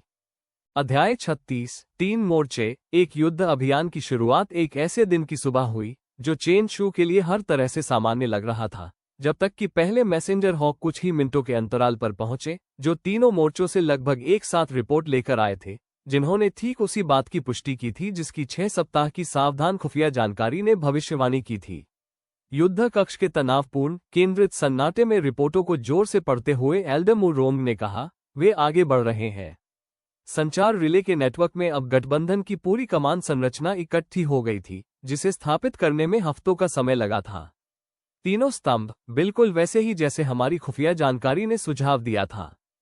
फॉलिंग रेन के संप्रदाय का घाटी का दृष्टिकोण, खड़े पाइन्स का खुला मैदान, और हमारी अपनी दक्षिणी सीमा। उन्होंने एकत्रित कमांडरों की ओर देखा, मानचित्र के केंद्र के पास खड़े चेन शू की ओर देखा, जो रिजर्व बल का समन्वय कर रहे थे, जो योजना के पूरे महत्वाकांक्षी आधार का प्रतिनिधित्व करता था। यही है, पिछले 1 साल में इस गठबंधन ने जो कुछ भी बनाया है, उसका पूरी तरह से परीक्षण होने वाला है। चेन शू ने उस परिचित, केंद्रित शांति को महसूस किया जिसने परीक्षणों के बाद से हर लड़ाई में उनका साथ दिया था। वो विशिष्ट स्थिरता जो डर की अनुपस्थिति से नहीं बल्कि इसके बावजूद स्पष्ट रूप से कार्य करने के अनुशासन से आई थी। रिजर्व बल केंद्रीय रिले बिंदु पर तैनात है, पुष्टि की गई आवश्यकता पर आगे बढ़ने के लिए तैयार है। उन्होंने तैनाती की एक अंतिम बार जांच करते हुए पुष्टि की। तीनों मोर्चों पर संचार लाइनें सक्रिय है। अगले कुछ घंटों में जो भी हो, हम इसके सामने आने पर इसे जानेंगे और हम जवाब देने में सक्षम होंगे। अभियान के पहले घंटों ने दूर से लड़े गए युद्धों के विशिष्ट, पीसने वाले तनाव के साथ सामने आए। सूचना तत्काल, प्रत्यक्ष अराजकता के बजाय सावधान, रिले किए गए अंशों में पहुंची, जिसके लिए चेन शू प्रत्यक्ष मुकाबले से अभ्यस्त हो गए थे। फॉलिंग रेन के संप्रदाय की घाटी से रिपोर्टों ने दुश्मन के घेराबंदी उपकरण को तैयार पतन बिंदुओं पर अपने हमले की शुरुआत की पुष्टि की। खड़े पाइन से रिपोर्टों ने शुरुआती परीक्षण हमले की तुलना में काफी बड़े बल की पहली लहर के खिलाफ प्रबलित गठन को रोकते हुए वर्णन किया। एजियो क्लाउडसेक की अपनी दक्षिणी दीवार से रिपोर्टों ने प्राथमिक हमले के स्तंभ को ठीक वहीं संलग्न करते हुए पुष्टि की जहां एल्डर की खुफिया जानकारी ने भविष्यवाणी की थी। युद्ध के 3 घंटे बाद संचार नेटवर्क के माध्यम से विशिष्ट तात्कालिकता के साथ रिले की गई पहली वास्तविक खतरनाक रिपोर्ट आई, जिसने चेन शू को इसे पढ़ना समाप्त करने से पहले ही बता दिया कि स्थिति कितनी महत्वपूर्ण हो गई थी। फॉलिंग रेन के संप्रदाय का बचाव अनुमानित से अधिक तेजी से विफल हो रहा है। घेराबंदी उपकरणों ने 4 तैयार पतन बिंदुओं में से 2 का उल्लंघन कर दिया है। सेक मास्टर लियान के बल टिके हुए हैं, लेकिन घाटी के अड़चन की रणनीति गठबंधन के अन्य 2 मोर्चों की तुलना में तेजी से प्रभावशीलता खो रही है। चेन शू ने उस निर्णय के वजन को सीधे अपने ऊपर महसूस किया जिसके लिए पूरी रणनीति बनाई गई थी, जिस क्षण रिजर्व बल की गतिशीलता को वास्तव में मायने रखने की आवश्यकता थी, न कि एक आरामदायक सैद्धांतिक लाभ बने रहने की। स्टैंडिंग पाइन्स परिषद के बाद से हर बड़े निर्णय का मार्गदर्शन करने वाली उसी केंद्रित स्पष्टता के साथ तैनाती का निर्देशन करते हुए उन्होंने कहा, रिजर्व बल फॉलिंग रेन के संप्रदाय को मजबूत करने के लिए आगे बढ़ता है। पूरी मोबाइल ताकत अब आगे बढ़ रही है। सबसे तेज कल्टीवेटर्स मुख्य शरीर से आगे पहुंचने के लिए मुख्य बिंदु ले रहे हैं। यदि घाटी का बचाव पूर्ण पारगमन समय को नहीं रोक सकता है। बहस न करते हुए केवल किए जा रहे गणना के पूर्ण वजन की पुष्टि करते हुए एल्डरफेंग ने कहा, यदि कोई भी मोर्चा अप्रत्याशित रूप से खराब हो जाता है तो इससे खड़े पाइन्स और हमारी अपनी दक्षिणी दीवार रिजर्व समर्थन के बिना रह जाती है। चेन शू ने कहा, मैं जानता हूं, लेकिन वे दोनों मोर्चे अनुमानित मापदंडों के भीतर टिके हुए हैं। फॉलिंग रेन का संप्रदाय नहीं टिक रहा है। मुझे लगता है कि यह ठीक वही परिदृश्य है जिसे संबोधित करने के लिए रिजर्व बल बनाया गया था। अग्रिम में लगाया गया अनुमान नहीं, बल्कि इस बात की प्रतिक्रिया की वास्तविक लड़ाई वास्तव में कैसे सामने आ रही है। फॉलिंग रेन के संप्रदाय की घाटी के लिए रिजर्व बल की यात्रा मूल मार्च को पूरा करने में जितने दिन लगे थे, उसे घंटों में कवर करते हुए समन्वय बुनियादी ढांचे के हर टुकड़े का परीक्षण किया जिसे गठबंधन ने 6 सप्ताह बनाने में बिताया था। हर चरण में अद्यतन खुफिया जानकारी ले जाने वाले रिले सवार बल की गति को बनाए रखने के लिए मार्ग के साथ पूर्व स्थित आपूर्ति कैश और इसके माध्यम से चलने वाले कल्टीवेटर्स की सादी थकाऊ शारीरिक मांग जो खुद को अपनी सहन शक्ति के पूर्ण किनारे की ओर धकेल रहे थे ताकि एक ऐसी लड़ाई तक पहुंचा जा सके जो उनके पहुंचने तक पहले से ही हार चुकी हो। चेन शू सबसे तेज वैनगार्ड के साथ सवार हुए। वाई लिंग और वेई चेन उनके बगल में थे। सु याओ रिजर्व बल के मुख्य शरीर की कमान संभाल रही थी जो ठीक पीछे था, और हर तय मील के साथ एक ऐसे मिशन के विशिष्ट केंद्रित दर को महसूस किया जहां गति स्वयं इस बात में सबसे महत्वपूर्ण चर बन गई थी कि क्या पूरा सिख दिन भर जीवित रहता है। वे दोपहर की रोशनी के विफल होने पर घाटी के उत्तरी दृष्टिकोण पर पहुंचे और सेक मास्टर लियान के बलों को एक रक्षात्मक रेखा को पकड़े हुए पाया जो घाटी की पहली लड़ाई के दौरान चेन शू द्वारा देखे गए किसी भी चीज की तुलना में काफी अधिक निराशाजनक थी। 4 तैयार पतन बिंदुओं में से 3 अब टूट गए थे। दुश्मन के प्रबलित घेराबंदी उपकरण उस इलाके के माध्यम से आगे बढ़ रहे थे जिसने एक बार मजबूती से उनके अग्रिम को एक प्रबंधनीय अड़चन में फनल कर दिया था। ऊपर रिज से युद्ध के मैदान के पूर्ण निराशाजनक आकार को लेते हुए बाइलिंग ने गंभीर रूप से कहा, वे 1 घंटे के भीतर टूट जाएंगे। बहुत अधिक टूटी हुई जमीन पर रेखा बहुत पतली खींच गई है। विफलता के बचाव के सबसे महत्वपूर्ण खंड की ओर वैनगार्ड को निर्देशित करते हुए चेन शू ने पहले ही कहा, तो हम उन्हें यहां मारते हैं और हम मुख्य रिजर्व शरीर को पूरे लाइन को मजबूत करने के लिए समय खरीदते हैं, न कि केवल इस एकल बिंदु को। उसके बाद होने वाली लड़ाई हान जेंगी के शिविर में निष्कर्षण मिशन के बाद से चेन जू द्वारा सामना की जाने वाली सबसे कठिन थी। एक घेराबंदी बल के खिलाफ एक निराशाजनक बंद तिमाही की रक्षा जिसने पिछले वर्ष के दौरान ये सीख लिया था कि उस रणनीति का मुकाबला कैसे किया जाए जिसने एक बार इस घाटी को बचाया था। और यह वैनगार्ड की तेजी से निराशाजनक रक्षा के 1 घंटे में सु याओ के मुख्य रिजर्व शरीर का आगमन था, जिसने अंततः दुश्मन के अग्रिम को अंततः वास्तव में लड़खड़ाते हुए देखकर चेंगसू को समझते हुए पूरी तरह से टूटने के करीब ले जाने वाली लड़ाई के ज्वार को निर्णायक रूप से बदल दिया। फॉलिंग रेन के संप्रदाय की घाटी अंततः एक ऐसे संकीर्ण मार्जिन से टिकी रही जिसे चेन जू ने युद्ध के मैदान पर पूरी तरह से अंधेरा छा जाने के बाद थके हुए घायल परिणामों के बीच खड़े होकर समझा कि पूरी रणनीति अपने पहले ही वास्तविक परीक्षण पर असफल होने के कितने करीब आ गई थी।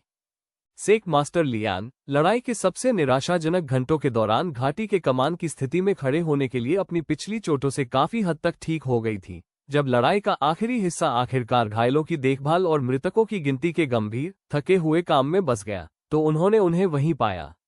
1 साल और 1 जीवन पहले अपनी पहली बैठक में उन्होंने जो शब्द पेश किए थे, उन्हें लगभग पूरी तरह से प्रतिध्वनित करते हुए उन्होंने कहा, तुम आए, फिर से। जब ये सबसे ज्यादा मायने रखता था, चेन जू ने कहा, गठबंधन आया। मैं संयोग से वह था जो वैनगार्ड का नेतृत्व कर रहा था, जो यहां सबसे पहले पहुंचा। सेक मास्टर लियान, हमने यही बनाया है, अकेले एक सेक की ताकत नहीं, बल्कि हम सभी की, जो किसी की भी जरूरत पड़ने पर एक साथ आगे बढ़ रहे हैं। जब पल ने वास्तव में इसकी मांग की थी, उन्होंने अपनी वैदा की गई अभिव्यक्ति में कुछ उग्र और आभारी के साथ एक लंबे पल के लिए उनका अध्ययन किया। उन्होंने कहा, तो आइए उम्मीद करते हैं कि अन्य 2 मोर्चों ने भी अपनी खुद की जमीन को उतना ही अच्छा बनाए रखा जितना इसने अभी अभी किया है, क्योंकि मुझे संदेह है, आपके कमांडरों द्वारा रिले की जाने वाली बात की आवाज से, यह उन 3 लड़ाइयों में से केवल पहली थी जिसे इस गठबंधन को आज जीतने की आवश्यकता थी। चेन जू ने उस अनुस्मारक के ठंडे, तत्काल वजन को महसूस किया कि भले ही फॉलिंग रेन के संप्रदाय की घाटी टिकी रही, 2 अन्य मोर्चे अपनी खुद की निराशाजनक चल रही लड़ाई में बंद रहे, जो अब इस एकल लड़ाई के लिए पूरी तरह से प्रतिबद्ध किसी भी रिजर्व बल से काफी दूर थे। उन्होंने स्टैंडिंग पाइन्स या एजियो क्लाउड सेक की अपनी दक्षिणी दीवार से शब्द ले जाने वाले एक मृत दौड़ में पहले से ही अप्रोचिंग रिले सवार की ओर रुख किया, और मैसेंजर की गंभीर, जरूरी अभिव्यक्ति को देखते हुए महसूस किया कि दिन की सबसे कठिन खबर अभी भी उनके आगे हो सकती है। अध्याय 37, दक्षिणी दीवार मैसेंजर की रिपोर्ट। जब वो आखिरकार घाटी के कमान की स्थिति में चेन शू के पास पहुंचे, तो उसमें ऐसी खबर थी जिसने पहली लाइन पढ़ना समाप्त करने से पहले ही उनके सबसे बुरे डर की पुष्टि कर दी। दक्षिणी दीवार टिकी हुई है, मैसेंजर ने कहा, जो कठिन सवारी से अभी भी अपनी सांस ले रहा था। लेकिन एल्डरफैन के नवीनतम रिले का कहना है कि प्राथमिक हमले के स्तंभ का नेतृत्व करने वाला दुश्मन कमांडर मानक रणनीति का पालन करने वाला सैनिक नहीं है। उसने हमले के मोर्चे पर व्यक्तिगत रूप से अपनी पहचान बताई है। एल्डरफैन का मानना है कि यह हान झेंगई है। चेन शू ने उस नाम के ठंडे, तत्काल वजन को अपनी जगह पर सेटल होते हुए महसूस किया, पूरी स्पष्टता के साथ समझ गए कि गुयान के सबसे सक्षम कमांडर के व्यक्तिगत रूप से एजियो क्लाउड सेक की अपनी दीवारों के खिलाफ अभियान के प्राथमिक हमले का नेतृत्व करने का क्या अर्थ था, बजाय इसके कि वो बड़े, समन्वित हमले के पीछे सुरक्षित रूप से रहे। चेन शू ने धीरे से कहा, वो दीवार के लिए वहां नहीं है, बढ़ते डर के साथ इसके आकार को इकट्ठा करते हुए। 20,000 सैनिक, 3 मोर्चे, और गुयान मेरे अपने सेक के खिलाफ हमले का व्यक्तिगत रूप से नेतृत्व करने के लिए अपने सबसे खतरनाक कमांडर को भेजता है। यह कोई संयोग नहीं है, यह एक संदेश है, उसी तरह जैसे 2 साल पहले विदरिंग ब्लेड सेक का विनाश एक संदेश था। वो सिर्फ गठबंधन की सबसे मजबूत स्थिति को तोड़ने की कोशिश नहीं कर रहा है, वो विशेष रूप से मेरे लिए आ रहा है। मैसेंजर ने जारी रखते हुए कहा, स्टैंडिंग पाइन्स अनुमानित मापदंडों के भीतर टिका हुआ है, प्रबलित गठन बरकरार है, रक्षक बिना महत्वपूर्ण तनाव के हमले का प्रबंधन कर रहे हैं। लेकिन एल्डरफैन की रिपोर्ट स्पष्ट है, दक्षिणी दीवार को सुदृढ़ीकरण की आवश्यकता है, और इसे मानक रिले समय सीमा की अनुमति की तुलना में काफी तेजी से आवश्यकता है, यदि हमले में हान झेंगई की व्यक्तिगत भागीदारी उस खतरे का प्रतिनिधित्व करती है जिसका एल्डरफैन को विश्वास है। चेन शू ने घाटी के थके हुए, अभी भी ठीक हो रहे युद्ध के मैदान के चारों ओर देखा, सेक मास्टर लियान के बलों पर जो अब केवल अपने घायलों की देखभाल के गंभीर काम को शुरू कर रहे थे, रिजर्व बल पर जिसने इस एकल मोर्चे को बचाने के समय में पहुंचने के लिए ताकत और गति के हर आरक्षित को खर्च कर दिया था। सु याओ से उन्होंने पूछा, जब मैसेंजर की रिपोर्ट ने जो सामने आ रहा था उसके गुरुत्व को स्पष्ट कर दिया था, तो उन्होंने ठीक उनके पास पहुंचकर कहा, रिजर्व बल फिर से कितनी तेजी से आगे बढ़ सकता है? उन्होंने ईमानदारी से कहा, इतनी तेजी से नहीं, हर कोई थका हुआ है। वैनगार्ड ने इस घाटी को पकड़ने के लिए अपनी सबसे अच्छी ताकत पहले ही खर्च कर दी है। हान झेंगई के खिलाफ व्यक्तिगत रूप से लड़ाई की दिशा में एक और जबरन मार्च के लिए धक्का देना, उन लोगों से पूछ रहा है जिन्होंने पहले ही सब कुछ दे दिया है, काफी अधिक देने के लिए।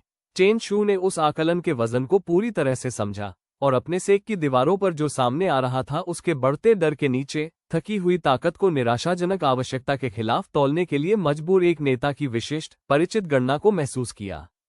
उन्होंने अंततः कहा, मैं आगे जाऊंगा।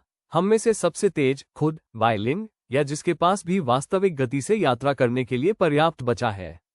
बाकी रिजर्व बल उतनी तेजी से अनुसरण करता है जितनी थकावट की अनुमति देती है, लेकिन मैं किसी के उस दीवार की ओर बढ़ना शुरू करने से पहले पूर्ण शरीर के ठीक होने का इंतजार करने को तैयार नहीं हूं।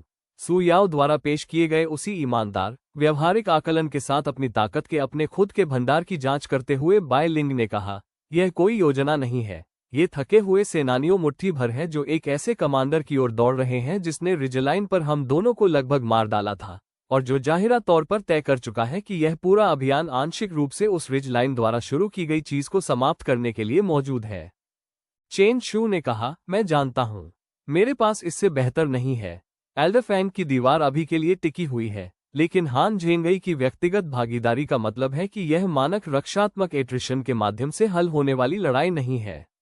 मुझे लगता है कि वह विशेष रूप से वहां है क्योंकि वह मेरे आने की उम्मीद करता है, और मुझे लगता है कि जितनी देर मैं इंतजार करूंगा, उसके पास किसी और की शर्तों के बजाय पूरी तरह से अपने दम पर उस टकराव को होने देने के लिए उतना ही अधिक समय होगा। पूरे दिन की निराशाजनक लड़ाई के माध्यम से उन्होंने जो वैध की गई गुरुत्व को वहन किया था, उसी के साथ आदान प्रदान को सुनने वाली सेक मास्टर लियान ने अंततः बात की। उन्होंने कहा, जो आपको चाहिए वह ले ले। ये घाटी आपके पास वापस आने वाली ताकत की तुलना में काफी अधिक आपकी ऋणी है, और मैं यह नाटक नहीं करूंगी कि हमारे रक्षक आपके अपने रिजर्व बल जितने थके हुए नहीं हैं। लेकिन ये घाटी जो भी बख्श सकती है, गति या आपूर्ति में, वह आपकी है।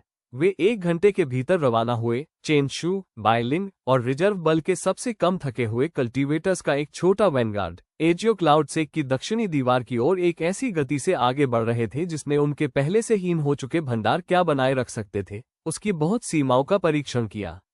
चेनशू ने हान झेंगई के बारे में समझने वाली हर चीज को उलट पुलट करते हुए यात्रा बिताई। वह सावधान, रोगी सटीक जिसने स्टैंडिंग पाइन्स के गठन की कमजोरी की पहचान की थी, स्टेजिंग शिविर पर रिजलाइन पर अनसुना आत्मविश्वास, विशिष्ट विचलित करने वाला अवलोकन की चेन शू किसी ऐसे व्यक्ति की तरह चले थे जो अपनी स्पष्ट उम्र की तुलना में काफी लंबे समय तक जीवित रहा था।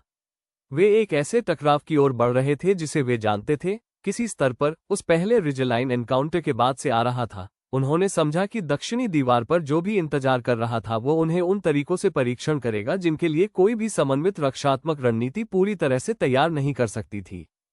उनके दृष्टिकोण के थकाव अंतिम घंटों के माध्यम से उनके बगल में सवारी करते हुए बायलिंग ने कहा, आप रिज लाइन के बारे में सोच रहे हैं। चेन शू ने स्वीकार किया, मैं रिज लाइन के बाद से हर चीज के बारे में सोच रहा हूं। हर बार जब हमारे रास्ते पार हुए हैं तो उसने मुझमें कुछ ऐसा पढ़ा है जिसे मैंने कभी खुद पूरी तरह से नहीं समझा था। उस पहली रात 19 वर्ष के शरीर में एक जनरल का आकार, उसने उसे कहा था। जब वो मुझे देखता है तो वह क्या देखता है, मुझे नहीं पता। मैं केवल इतना जानता हूं कि उसने स्पष्ट रूप से उस टकराव की ओर निर्माण करने में 2 साल बिताए हैं जिसके बारे में उसे लगता है कि वह अवलोकन योग्य है। वे दक्षिणी दीवार पर पहुंचे क्योंकि भोर एक ऐसे युद्ध के मैदान पर फूटी थी जिसने स्पष्ट रूप से एक पूरी रात की निराशाजनक, पीसने वाली लड़ाई को सहन किया था। एल्डरफैंग के बल टिके हुए थे, लेकिन स्पष्ट रूप से थके हुए थे। दीवार खुद एक ऐसे हमले के निशानों से क्षत विक्षत थी जो सेक ने अभियान के शुरुआती परीक्षणों के दौरान सामना किए गए किसी भी चीज की तुलना में काफी अधिक निरंतर और परिष्कृत था।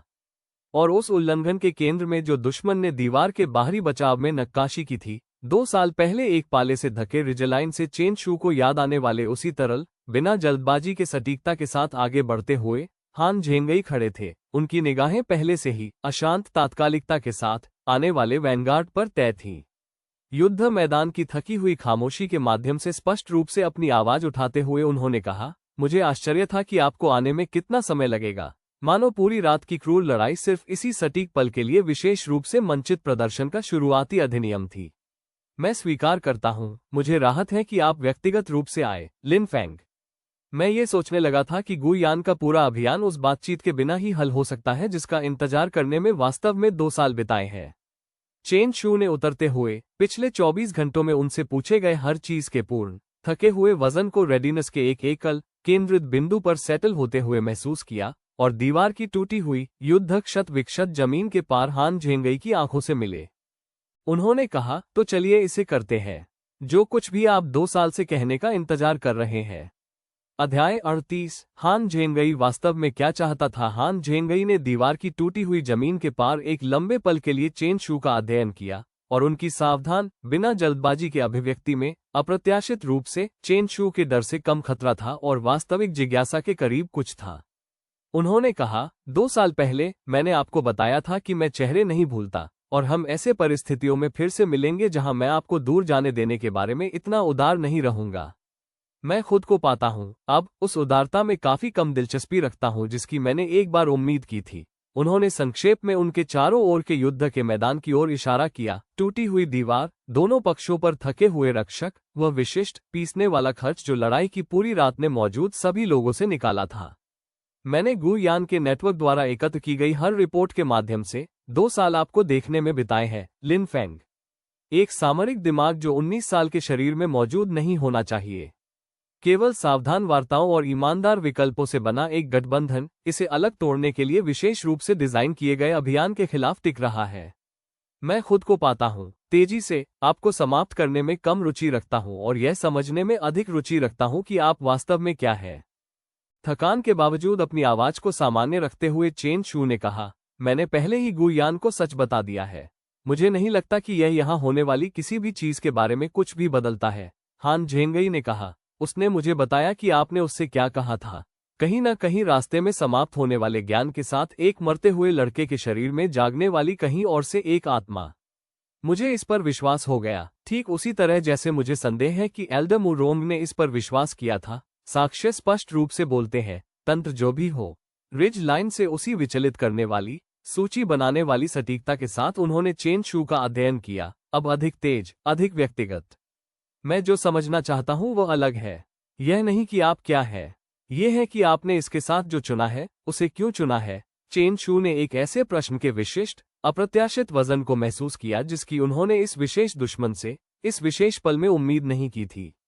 तुम्हारा क्या मतलब है? हान झेंगई ने कहा, आपके पास ऐसा ज्ञान था जो इस दुनिया में किसी और के पास नहीं था। एक कहानी का आकार, आपने इसे एक बार एल्डर मुरोंग से कहा था। आप उस ज्ञान का उपयोग केवल अपने लिए कर सकते थे, चुपचाप उठना, शक्ति जमा करना, हर उस संघर्ष से सावधानी से बाहर रहना जो सीधे तौर पर आपको धमकी नहीं देता था। इसके बजाय आपने इसे एक जलते हुए पहाड़ पर 6 अजीवियों की रक्षा करने में खर्च किया, फिर 14, फिर संप्रदायों के एक पूरे गठबंधन की जो मूल रूप से आपके द्वारा जानी जाने वाली किसी भी कहानी का हिस्सा कभी नहीं था। वह रुके, और उनकी सावधान, बिना जल्दबाजी के स्थिरता में कुछ, आंशिक रूप से, कुछ ऐसा में स्थानांतरित हो गया जिसे चेन शू ने उनसे बिल्कुल भी देखने की उम्मीद नहीं की थी। एक प्रकार की वास्तविक, खोजपूर्ण अनिश्चितता। मैंने 11 वर्षों तक गु यान की सेवा की है। मैं उनके संगठन के इतिहास में किसी भी व्यक्ति की तुलना में तेजी से ऊपर उठा, ठीक इसलिए क्योंकि मैं किसी से भी बेहतर समझता था कि जहां भी मुझे मिलती है, कमजोरी की पहचान कैसे करें और उसका फायदा कैसे उठाएं। मैंने उस पूरे दौर में एक बार भी किसी ऐसे व्यक्ति से मुलाकात नहीं की है जिसने लोगों को तोड़ने के बजाय उनकी रक्षा करने के लिए कमजोरी देखने की एक ही क्षमता का उपयोग किया हो। मैं खुद को पाता हूँ, वास्तव में ये समझने की इच्छा रखता हूँ कि क्यों उनके चारों ओर का युद्ध मैदान अजीब तरह से, अप्रत्याशित रूप से शांत हो गया था।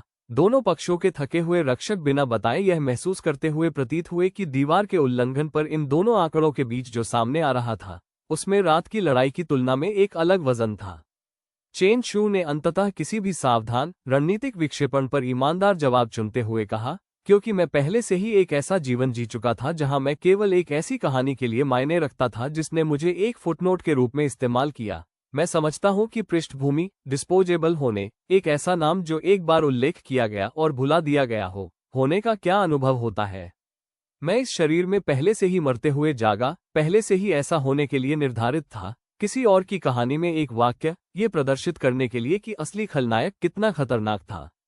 मैंने फैसला किया, उस पहली रात, कि मैं किसी और को ऐसा होने देने के लिए तैयार नहीं था यदि मेरे पास इसे रोकने की शक्ति थी। इसलिए नहीं कि इसका सामरिक अर्थ था, क्योंकि मैं समझ गया था, किसी को भी कभी भी होना चाहिए उससे अधिक पूरी तरह से, कि हाशिए पर छोड़े गए लोगों को इसकी कितनी कीमत चुकानी पड़ी। हान झेंगई एक लंबे पल के लिए चुप रहे, एक ऐसी अभिव्यक्ति के साथ उनका अध्ययन किया जिसे चेन शू पूरी तरह से पढ़ नहीं सके। रिज लाइन से ठंडा, सूची बनाने वाला आकलन नहीं, बल्कि कुछ अधिक वास्तविक रूप से अनिश्चित, किसी ऐसी चीज को तौलते हुए जिसके बारे में चेन शू को संदेह था कि इसका रणनीति या रणनीति से कोई लेना देना नहीं था। अपनी आवाज में एक ऐसा कच्चापन लाते हुए जिसे चेन शू ने उनसे उम्मीद नहीं की थी, उन्होंने अंततः कहा, मैं एक सीमावर्ती अनाथ था। गु यान ने मुझे 12 वर्ष की आयु में पाया, भूखा, जीवित रहने के लिए पहले से ही हत्या कर रहा था। उसने मुझे उद्देश्य, संसाधन, दुनिया में एक ऐसी जगह दी जिसका मतलब सिर्फ एक और दिन जीवित रहने से कहीं अधिक था। मैं इसके लिए 11 वर्षों से आकृतित रहा हूं। यह विश्वास करते हुए कि नियंत्रित प्रदर्शनों का उसका अभियान एक ऐसे क्षेत्र में वास्तविक आदेश की ओर एकमात्र यथार्थवादी मार्ग का प्रतिनिधित्व करता है जो अन्यथा तुच्छ संप्रदायों के बीच अंतहीन अराजक संघर्ष में डूब जाएगा, जो सहयोग करने के लिए बहुत छोटे और बहुत गर्व महसूस करते हैं। उन्होंने गठबंधन की ओर, जो हर उचित उम्मीद के खिलाफ भारी संख्या के 3 एक साथ मोर्चों को पकड़े हुए था, अपने चारों ओर के युद्ध मैदान की ओर इशारा किया। लिन फेंग, आपने उस धारणा को गलत साबित करने में 2 साल बिताए हैं। बल के माध्यम से नहीं, ठीक उसी प्रकार के सहयोग के माध्यम से जिस पर गुयान ने हमेशा जोर दिया था कि ये संप्रदाय मौलिक रूप से बनाए रखने में असमर्थ थे। चेन शू ने घाटी से थकाऊ सवारी पर जिस साधारण निर्णायक युद्ध के लिए उन्होंने ब्रेस किया था, उसके साथ यह टकराव एक अलग आकार को वहन करता है। ये समझते हुए कि यह टकराव एक अलग आकार को वहन करता है, उन्होंने धीरे से पूछा, क्या इसीलिए आप यहाँ हैं? मुझे मारने के लिए नहीं, ये पता लगाने के लिए कि क्या मैं वास्तव में विश्वास करता हूँ कि मैंने क्या बनाया है, या क्या ये सिर्फ एक और प्रकार की रणनीति है जिसे आप अंततः देख लेंगे। हान झेंगई ने स्वीकार करते हुए कहा, शायद मैं 11 वर्षों के बाद यह विश्वास करने से थक गया हूं कि क्रूरता आदेश की ओर एकमात्र यथार्थवादी मार्ग का प्रतिनिधित्व करती है, और मैं खुद को पाता हूं, आपको देखकर, उस समय से लंबी अवधि के लिए पहली बार वास्तविक रूप से अनिश्चित हूं जिसे मैं ईमानदारी से याद कर सकता हूं। उन्होंने एक लंबे, भारित पल के लिए चेन शू का अध्ययन किया। मैं यह नाटक नहीं करूंगी कि यह अभियान बदलता है, या गुयान के प्रति मेरी निष्ठा, आज नहीं, उस जमीन पर खड़े होकर जिसे पकड़ने के लिए मैंने पहले ही एक रात की लड़ाई बिताई है। लेकिन मैं खुद को पाता हूं, वास्तव में, ये जानने की इच्छा रखता हूं, यदि मैंने आज उसकी सेवा से दूर कदम रखा, तो आप इसके स्थान पर वास्तव में क्या पेशकश करेंगे? रणनीतिक रूप से नहीं, ईमानदारी से। चेन शू ने प्रश्न के पूर्ण, अप्रत्याशित वजन को महसूस किया, ये समझते हुए कि इसके बाद उन्होंने जो भी कहा, उसमें इस एकल टकराव की तुलना में काफी बड़े परिणाम थे। सबसे सक्षम और खतरनाक कमांडर को मोड़ने की संभावना, कितनी भी नाजुक क्यों न हो, या ये समान रूप से वास्तविक संभावना कि यह पूरा आदान प्रदान हान झेंगई द्वारा उन्हें दिखाए गए किसी भी युद्ध के मैदान की रणनीति की तुलना में अधिक परिष्कृत हेरफेर का प्रतिनिधित्व करता है। उन्होंने अंततः कहा, मैं आपको वही प्रदान करूंगा जो मैंने इस गठबंधन के साथ खड़े होने का विकल्प चुनने वाले हर दूसरे व्यक्ति को प्रदान किया है, निश्चितता नहीं। यह वादा नहीं कि लागत गायब हो जाती है, या हर कठिन विकल्प का वजन समय के साथ हल्का हो जाता है। केवल ईमानदार विकल्पों के बजाय रोगी क्रूरता पर बनी किसी चीज के लिए मायने रखने का मौका, ऐसे लोगों से घिरे हुए जो हर एक दिन, अकेले के बजाय उस वजन को एक साथ ले जाने का विकल्प चुनते हैं। उन्होंने अपनी थकान या डर को प्रस्ताव की ईमानदारी को नर्म करने से इनकार करते हुए सीधे हान झेंगई की आंखों से मुलाकात की। मुझे नहीं पता कि यह उस आदमी के प्रति 11 साल की निष्ठा को पछाड़ने के लिए पर्याप्त है जिसने आपकी जान बचाई। मैं केवल इतना जानता हूं कि यह सबसे सच्ची चीज है जो वास्तव में मेरे पास है, और मैं आपको वो रणनीतिक वादा देने के बजाय देना पसंद करूंगा जिस पर मुझे खुद पूरी तरह से विश्वास नहीं है। हान झेंगई ने एक लंबे, शांत पल के लिए उनकी निगाहों को थामे रखा। उनके चारों ओर का युद्ध मैदान शांत और प्रतीक्षा कर रहा था, और चेन शू समझ गए, दूसरे आदमी की सावधान, बिना जल्दबाजी के संयम के पीछे वास्तविक अनिश्चितता के वजन को आगे बढ़ते हुए देखकर, कि इसके बाद जो भी उत्तर आया वो इस एकल, थकाऊ रात के परिणाम की तुलना में काफी अधिक आकार लेगा।